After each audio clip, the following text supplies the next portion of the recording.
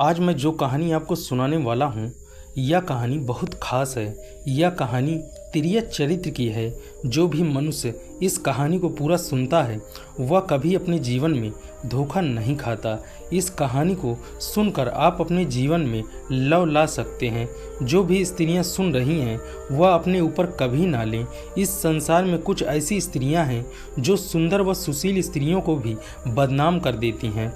आप इस कहानी को पूरा सुनना, फिर आपको इस कहानी का मतलब समझ में आ जाएगा। तो चलिए शुरू करते हैं। बहुत समय पहले की बात है। एक राज्य में एक राजा रहा करता था। वह राजा बहुत ही धर्मात्मा था। उसकी चर्चा बहुत दूर दूर तक फैली हुई थी। उस राजा का एक पुत्र था। वह बहुत ही सुंदर था। उसकी उम्र ज़्यादा नहीं थी, 16 से 17 वर्ष ही थी। राजा उसकी शादी जब करवा देता है तब राजकुमार की उम्र 19 साल की ही थी। राजा बूढ़ा हो चुका था। एक दिन राजा ने सोचा कि क्यों ना राजकुमार को ही राजा बना देते हैं। फिर राजा ने राजकुमार को राजा बना दिया। पहले के ज़माने में राजाओं की बहुत सारी शादियां होती थी, उनकी बहुत सारी पत्नियां रहती थी, इसलिए राजा ने राजकुमार की 7 शादियां करवा दी। अब राजकुमार की 7 रानियां हो गईं। राजकुमार की अभी शिक्षा पूर्ण नहीं हुई थी, इसलिए वो पास के गुरुकुल में शिक्षा ग्रहण करने के लिए जाता था। एक दिन की बात है, राजकुमार शिक्षा ग्रहण करने के लिए गुरुकुल जा रहे थे तो उसी रास्ते में एक पनिहारी मिलती है। वह पनिहारी देखने में बहुत सुंदर थी। पनिहारी ने राजकुमार से पूछा कि राजा, आप रोज रोज कहाँ जाते हैं? तो राजकुमार ने कहा कि मैं गुरुकुल में शिक्षा ग्रहण करने के लिए जाता हूँ। पनिहारी कहती है, अच्छी बात है, आपने तिर्यक चरित्र के बारे में तो पढ़ा ही होगा। तो राजकुमार कहते हैं, नहीं, मैं नहीं जानता क्या होता है ये तिर्यक चरित्र। तो पनिहारी उससे कहती है कि तिर्यक चरित्र पढ़ना बहुत आवश्यक है। आज जाकर अपने गुरु से कहना और इसके बारे में आप पूछना। पनिहारी की बात सुनकर राजकुमार गुस्से में गुरुकुल पहुंच जाता है और गुरु को प्रणाम किया। राजकुमार को ऐसा देखकर गुरु ने पूछा, क्या बात है बेटा, तुम इतने क्रोधित क्यों दिखाई दे रहे हो? तुम्हारी आंखें क्यों लाल हैं? मुझे बताओ क्या बात हुई? गुरु की बात सुनकर राजकुमार ने कहा, ठीक है गुरुदेव, आपने मुझे तिर्यक चरित्र की पढ़ाई क्यों नहीं पढ़ाई? तिर्यक चरित्र के बारे में आपने मुझसे क्यों छुपाया? राजकुमार की यह बात सुनकर गुरु बोले, तुम तिर्यक चरित्र नहीं पढ़ोगे क्योंकि तिर्यक चरित्र पढ़ना खतरे से खाली नहीं होता। आखिर तुम तिर्यक चरित्र पढ़ना क्यों चाहते हो? इससे तुम्हारी जान भी जा सकती है। गुरु की बात सुनकर राजकुमार कहता है, आप इसकी चिंता मत कीजिए गुरुजी, मैं अपनी रक्षा स्वयं कर सकता हूँ। आप केवल मुझे तिर्यक चरित्र के बारे में पढ़ाइए। गुरु ने कहा, ठीक है, तिर्यक चरित्र पढ़ाते हैं। तिर्यक चरित्र पढ़ते पढ़ते राजकुमार को 1 वर्ष बीत गया। 1 वर्ष बीत जाने के बाद गुरु ने कहा, अब तुम्हारी शिक्षा पूरी हो गई है, तुम अपने घर जा सकते हो, खुद अपने राज्य को चला सकते हो। अब तुम्हारे यहाँ आने की कोई आवश्यकता नहीं है। राजकुमार ने कहा, ठीक है गुरुदेव। वह जैसे जाने लगता है, गुरुजी उसे रोक लेते हैं और उससे कहते हैं कि बेटा, मैं तुम्हें एक ऐसा गुटखा दे रहा हूँ, जब तुम इसे अपने कान में लगाओगे तब तुम्हें कोई नहीं पहचान पाएगा और सिर्फ तुम ही उसे पहचान सकते हो। फिर गुरु राजकुमार से कहते हैं, आज रात 12 बजे तुम अपनी महल से निकलना और जंगल की तरफ पूर्व दिशा में जाना। इस बात का ध्यान रखना कि जब तुम पूर्व दिशा की ओर जाओ तुम अपने कान में इस गुटखे को पहन लेना और वहीं पर खड़े हो जाना। उसके बाद वह राजकुमार गुरु से कहता है, ठीक है गुरुदेव, मैं ऐसा ही करूँगा। गुटखा लेकर महल की तरफ चला जाता है। जब रात में 12 बजते हैं तो राजकुमार और उनकी 7 पत्नियां सो जाती हैं। वो अपने हाथ में गुटखा लेकर जंगल की तरफ चल देते हैं। वो जंगल में पूर्व दिशा की ओर जाता है और वहां जाकर वह अपने कान में वह गुटखा लगा लेता है और वहीं पर खड़ा हो जाता है और देखने लगता है कि उसने देखा कि एक महिला आधी रात में भोजन की थाल लेकर चली आ रही है। जब उसे ध्यान से देखता है और कहता है, ये तो वही पनिहारी है जिसने मुझे तिर्यक चरित्र पढ़ने को कहा था, लेकिन ये आधी रात में भोजन की थाल लेकर कहाँ जा रही है? उसी जंगल में एक साधु अपनी कुटिया बनाकर रहा करता था। वह साधु जादूगर था और वह जब पनिहारी ने राजकुमार को देखा तो पनिहारी उसे पहचान नहीं पाई क्योंकि राजकुमार ने अपने कान में गुटखा लगा रखा था। लेकिन राजकुमार पनिहारी को पहचान गया था। राजकुमार अपने मन में सोचता है कि चलो इसका पीछा करते हैं, आखिर यह आधी रात में कहाँ जा रही है, आखिर यह आधी रात में भोजन लेकर कहाँ रही है और क्यों जा रही है। राजकुमार पनिहारी का पीछा करने लगता है। वह छुपता छुपता उसके पीछे चलने लगता है। पनिहारी जंगल में जा रहे उस साधु के पास पहुंच जाती है और वह साधु के पास एक जादुई थैली थी। साधु जादूगर था। राजकुमार भी पनिहारी के पीछे पीछे साधु की कुटिया तक पहुंच जाता है और देखता है कि पनिहारी साधु के पास जाती है और उन्हें प्रणाम करती है और वह उनके पास बैठ जाती है। उसके बाद साधु पनिहारी से कहता है, अरे पनिहारी, मुझे यह बताओ आज तुम्हें आने में इतनी देरी क्यों हो गई। और पनिहारी हाथ जोड़कर उनसे कहती है कि स्वामी, मेरा गमना हो चुका है, मेरे पति मुझे लेने आए हैं और मुझे कल लेकर चले जाएंगे, इसीलिए मुझे आने में थोड़ी देरी हो गई स्वामी, इसी वजह से देर हो गई। यह बात साधु ने सुनी तो पनिहारी का विवाह हो चुका है और उसका पति उसको लेने आया है। वह साधु पनिहारी से कहता है, इसका मतलब यह है कि तुम अपने मर्द के साथ जाना चाहती हो, तो हमारे पास क्यों आई हो, चली जाओ उसी के साथ। उसके बाद पनिहारी कहती है, मैं आपके बिना नहीं रह सकती और मैं आपके बिना नहीं जी सकती। तब साधु कहते हैं, तो इसके लिए तुम्हें एक काम करना होगा। इसके बाद साधु अपने झोले से एक चाकू निकालता है और कहता है, तुम्हें अपने पति को मारना होगा, ये लो और अपने पति की गर्दन काटकर मेरे पास लाओ और फिर बाद में तुमसे विवाह कर लूँगा मैं, इसके बाद तुम्हें अपनी पत्नी बनाऊँगा। पनिहारी बिना कुछ सोचे समझे साधु से वह चाकू ले लेती है और दौड़कर अपने घर की तरफ चल देती है। सोते हुए अपने पति की गर्दन काट देती है और उसकी गर्दन को लेकर साधु के पास आती है। और राजकुमार पनिहारी का यह सब कारनामा देख रहा था। जब साधु ने देखा कि वह अपने पति को मारकर उसकी गर्दन लेके आ गई तो साधु को बहुत गुस्सा आया और साधु ने उसको लात मारी और कहा कि भाग जाओ यहाँ से, जब तू अपनी पति की नहीं हो सकी, जिसके साथ तूने 7 फेरे लिए हैं, तो मेरी क्या खाक होगी। मेरी नज़रों के सामने से हट जा और चली जाए यहाँ से, दोबारा यहाँ आई तो जीवित नहीं छोड़ूंगा। साधु की यह बात सुनकर पनिहारी पैरों तले जमीन खिसक गई और उसने सोचा कि मैंने तो उसके कहने पर अपने पति को मार डाला, इसने अब जो मुझसे कहा मैंने वो कर दिया और यही मुझे धक्के मारकर यहाँ से भगा रहा है। इसके बाद वह अपने पति की कटी हुई गर्दन लेकर वहाँ से अपने घर की तरफ लौट जाती है और चारपाई के पास बैठकर अपने पति की गर्दन जोड़ दिया। और जब सवेरा हुआ तो ज़ोर ज़ोर से रोने लगी और चिल्लाने लगी, कहने लगी कि किसी ने मेरे पति की हत्या कर दी। और यही नहीं, लेकिन उस पनिहारी के सारे कारनामे राजकुमार देख रहे थे। पनिहारी की रोने की आवाज़ सुनकर सारे गांव वाले इकट्ठा हो गए और कहा कि फिर दाह संस्कार के लिए उसके पति की लाश को लेकर गांव वाले गांव के बाहर चले जाते हैं। और वहाँ पनिहारी भी उनके पीछे पीछे रोते बिलखते चिल्लाती हुई शमशान पहुंच जाती है और वहां जाकर कहती है, मैं भी सती बनूंगी क्योंकि मेरे पति इस दुनिया में नहीं रहे, मैं भी जीकर क्या करूंगी, मैं भी उनके साथ सती होना चाहती हूं। राजकुमार को उसकी बातें को सुनकर हंसी आ गई और राजकुमार कहने लगता है, तिरिया चरित न जाने कोई और कसम मार कर सती होना चाहती है।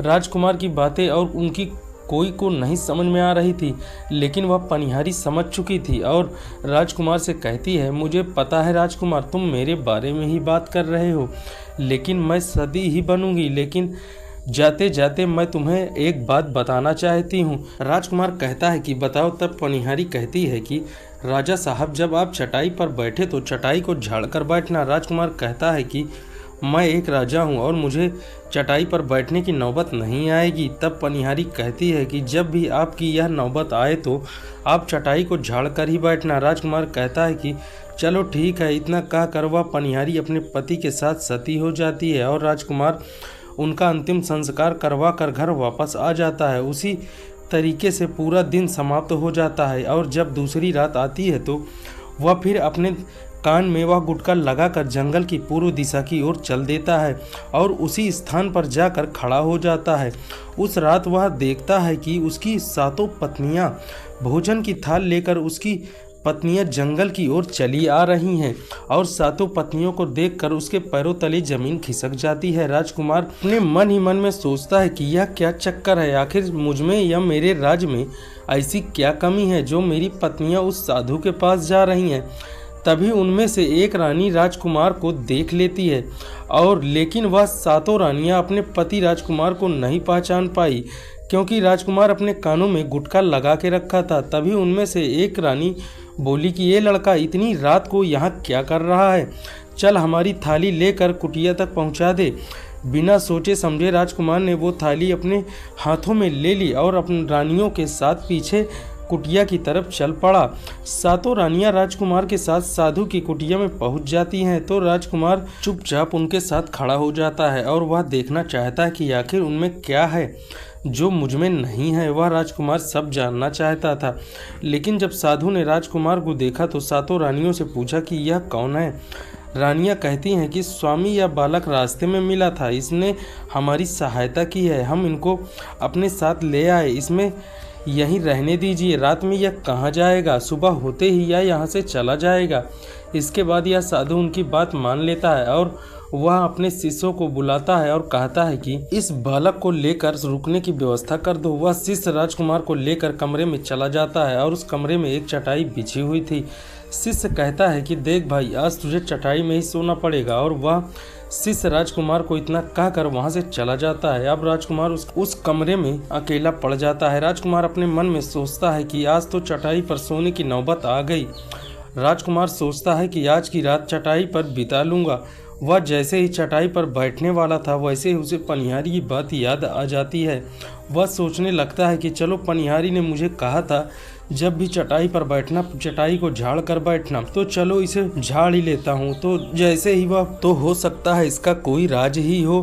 फिर जैसे ही राजकुमार चटाई उठाई और उसने देखा कि उसमें बहुत भयानक कुआं है, और राजकुमार उस कुएं में देखा तो उसके होश उड़ गए। और राजकुमार उस कुएं के अंदर झांक कर देखता है तो राजकुमार को बहुत सारे कैदी दिखाई देते हैं जिन्हें उस साधु ने कैद करके रखा था। उसमें से एक कैदी ने राजकुमार को पहचान लिया था और वह राजकुमार से बोला, राजकुमार आप यहाँ कैसे आ गए। राजकुमार बोले, धीरे बोलो नहीं तो कोई सुन लेगा और हमारी पोल पट्टी खुल जाएगी। राजकुमार तब सभी कैदियों से कहा कि राजकुमार आप यहाँ से भाग जाइए, नहीं तो यहाँ से निकल नहीं पाएंगे। लेकिन आप तो यहाँ से भाग जाइए और आपका भी हमारे जैसा हाल हो जाएगा। यह साधु आपको भी पकड़कर इस कुएं में डाल देगा। जितना जल्दी हो सके यहाँ से भाग जाइए। राजकुमार जब उस कमरे के अंदर गया था तब वह गुटखा निकाल दिया था, और जब राजकुमार वहां से भागा तो वह अपने कान में गुटखा लगाना भूल गया था। इसीलिए राजकुमार वहां से भागा तो भागते हुए उन रानियों ने और उस साधु ने देख लिया था। जब राजकुमार को रानियों ने भागते हुए देखा तो कहा, ये तो हमारे पति हैं। फिर वह रानियां साधु से कहती हैं कि स्वामी अब तो हमारी सारी पोल पट्टी खुल जाएगी, हमें हमारे पति ने देख लिया है, अब हमारा क्या होगा। वह साधु उन सब को कहता है कि तुम सब देख क्या रही हो, जल्दी जाओ और उसे पकड़ कर लाओ। यह सुनकर सभी रानियां राजकुमार को पकड़ने के लिए दौड़ती दौड़ती जाती हैं, लेकिन राजकुमार इतना तेज भागता है कि वह अपने महल पहुंच जाता है और वह रानियां घबराई हुई वापस साधु के पास आ जाती हैं और कहती हैं कि स्वामी आप हमारे पति को जीवित नहीं छोड़ेंगे, और हम जैसे ही महल में जाएंगे वह हमारे पति हमारी जान ले लेंगे। स्वामी आप हमें बचा सकते हैं, इसका कोई उपाय बताइए। इसके बाद वह साधु सातों रानियों से कहता है कि मैं इसका एक जादुई कील देता हूँ और अपने पति को तुम बहला फुसला कर उसके माथे पर यह कील ठोंक देना। जैसे ही यह कील तुम उसके माथे पर ठोंक दोगी वह एक भेड़ बन जाएगा, और फिर तुम सातों मिलकर उसे मार देना, उससे तुम्हारी जान बच जाएगी। सातों रानियां साधु की बात सुनकर राजकुमार को मारने के लिए तैयार हो जाती हैं और जादुई कील लेकर महल जाती हैं। और फिर वह सातों रानियां वापस विचार करती हैं कि राजा सबसे ज़्यादा प्रेम छोटी रानी से करते हैं। वह सब मिलकर छोटी रानी को आगे कर देते हैं और जादुई कील दे देते हैं और कहती हैं कि तुम्हारा काम है कि किसी भी तरह राजकुमार के सिर पर यह कील ठोंक देना। फिर छोटी रानी कहती हैं ठीक है। वह सातों रानियां मिलकर महल जाने लगती हैं और सब राजकुमार उन सातों रानियों को वहीं रोक देते हैं और क्रोध में कहते हैं तुम सब यहीं रुक जाओ, पहले मुझे यह बताओ, तुम आधी रात को जंगल में क्या करने गई थी और उस साधु के पास तुम क्या कर रही थी? क्यों जाती हो आप साधु के पास? हमारे राज्य में और हम में ऐसी क्या कमी है? तब वह सातों रानियां रोने लगती हैं और रोते हुए हाथ जोड़कर राजकुमार के सामने खड़ी हो जाती हैं और कहती हैं, राजकुमार हमें माफ़ कर दीजिए। उस साधु ने हम पर जादू टोना कर दिया था, इसीलिए हम उसके बस में हो गए थे, इसलिए हमें माफ़ कर दीजिए, दोबारा ऐसा नहीं होगा। इसके बाद राजकुमार छोटी रानी के आंसू देखे नहीं जाते और क्योंकि वह छोटी रानी से बहुत अधिक प्रेम करते थे, राजकुमार को लगा कि यह सब सच बोल रही हैं, क्योंकि वह साधु एक जादूगर था, इसीलिए इन सब पर जादू टोना कर दिया था। तो महल छोड़कर यह झोपड़ी में क्यों जाएंगी? राजकुमार ने उन सातों रानियों को माफ़ कर दिया और कहा, तुम सब अपने कमरे में जाकर विश्राम करो। और सबसे छोटी रानी को, जिसने राजकुमार को ज़्यादा प्रेम करते थे, वह राजकुमार को खाना खिलाती हैं और राजकुमार को सुला देती हैं। जब राजकुमार गहरी नींद में सो जाता है तब वह 6 रानियां भी वहां आ जाती हैं और फिर सबसे छोटी रानी वह जादुई कील को निकालती है और राजकुमार के सिर में ठोंक देती है। छोटी रानी जैसे ही कील को ठोकती है वैसे ही राजकुमार हड़बड़ा के उड़ जाता है, लेकिन वह कील काम कर जाती है। वह कील राजकुमार को भेड़िया बना देती है और वह राजकुमार में इतनी शक्ति नहीं रह जाती कि रानियों से मुकाबला कर सकें और वह सातों रानियां राजकुमार को मारने के लिए उसे पकड़ने लगती हैं, लेकिन राजकुमार हिम्मत नहीं हारता। वह महल के खिड़की से कूदकर भाग जाता है और वह भागते भागते अपने गुरु के पास पहुंच जाता है और वहां जाकर गुरु से कहने लगता है कि गुरुदेव मुझे माफ़ कर दीजिए, मेरी जान बचा लीजिए, नहीं तो मैं मारा जाऊंगा। तब गुरु उनसे कहते हैं कि मैंने तो पहले ही तुमसे कहा था कि तुम इस तिरिया चरित्र में मत पड़ो, लेकिन तुमने मेरी बात नहीं मानी, इसमें तुम्हारी जान भी जा सकती है। अब भुगतो। राजकुमार गुरुदेव से कहता है, मुझे माफ़ कर दीजिए और जल्दी से मेरी जान बचाएं। मेरी पत्नी ने मेरे सिर पर एक जादुई कील ठोक दी है, जिसकी वजह से मैं भेड़ बन चुका हूँ। गुरुदेव राजकुमार की तरफ ध्यान से देखते हैं और कहते हैं, ये तो वही चीज़ है जो साधु ने दी है, अब तो मैं तुम्हें नहीं बचा सकता। राजकुमार कहता है, नहीं गुरुदेव ऐसा मत कहिए, मैं आपका शिष्य हूँ, आपका कर्तव्य है मेरी जान बचाना। तब गुरु कहते हैं, मैं तुम्हें बचा तो नहीं सकता, लेकिन मेरे पास एक उपाय है। तब राजकुमार कहता है कि गुरु उपाय बताइए। तो गुरु कहते हैं कि मैं तुम्हें एक तोता बना देता हूँ और जब तुम तोता बन जाना तो सुखपाल राजा के यहाँ चले जाना और वहीं रहना, क्योंकि वहाँ पर उस साधु का जादू काम नहीं करता। राजकुमार गुरु से कहते हैं कि ठीक है गुरुदेव, आप मुझे तोता बना दीजिए। फिर गुरु उन्हें तोता बना देते हैं। तोता बनकर राजकुमार वहाँ से उड़कर शिवपाल राजा के यहाँ चला जाता है, जहाँ पर बहुत सारे तोते पहले से रहते हैं और वह भी उन तोतों के बीच में रहने लगता है।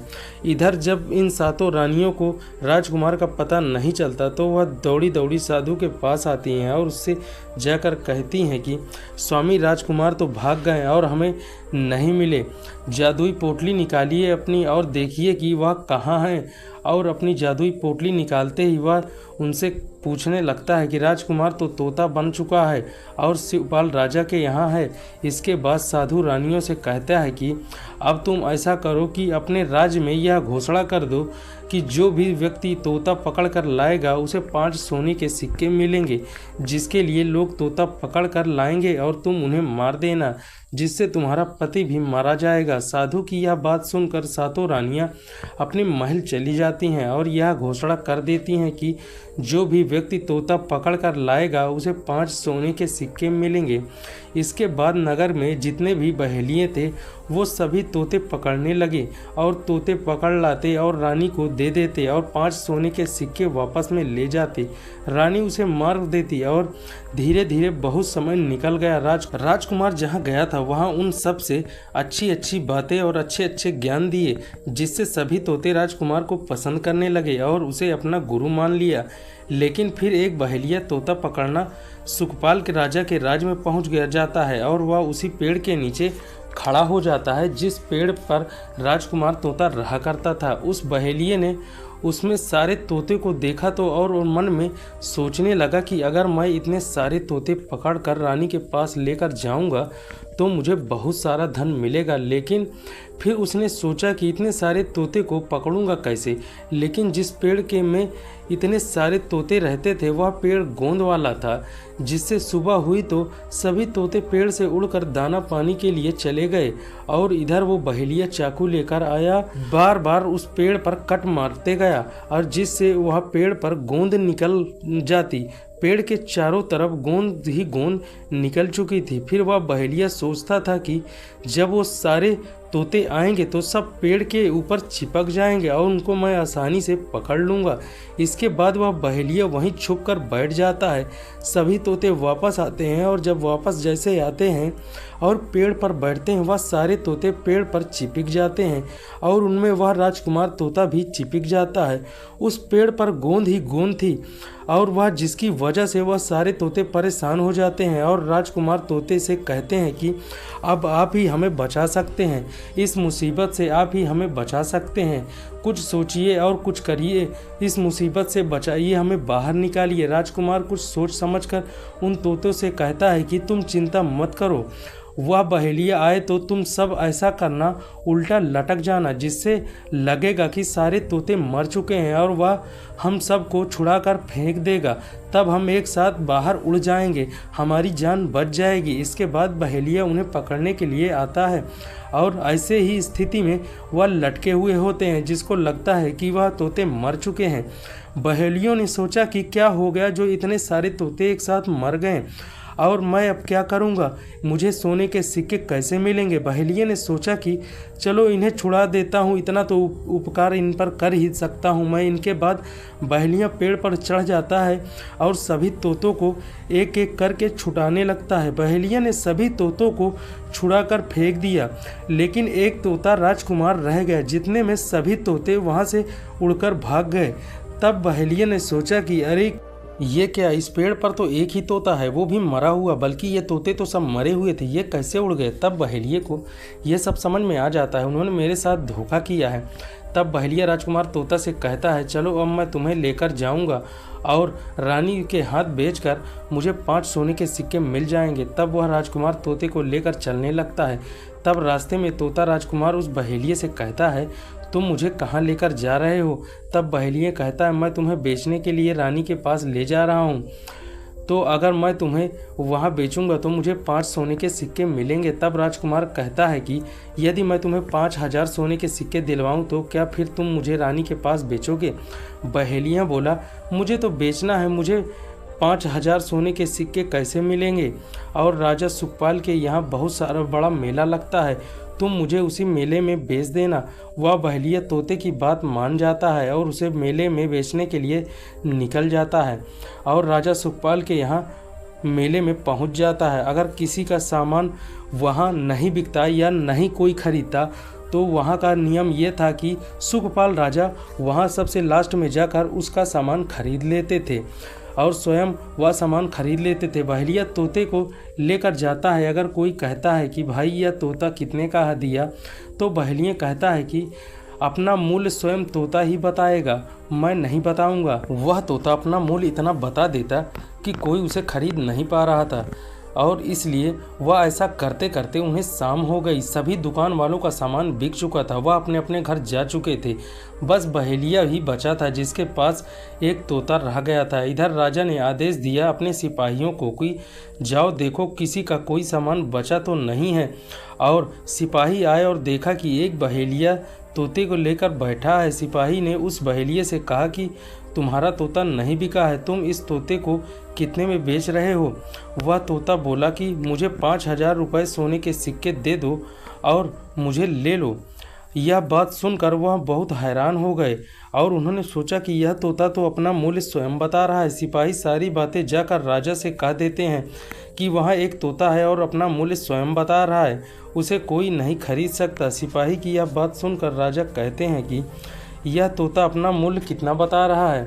तो सिपाही कहते हैं कि वह 5000 सोने के सिक्के।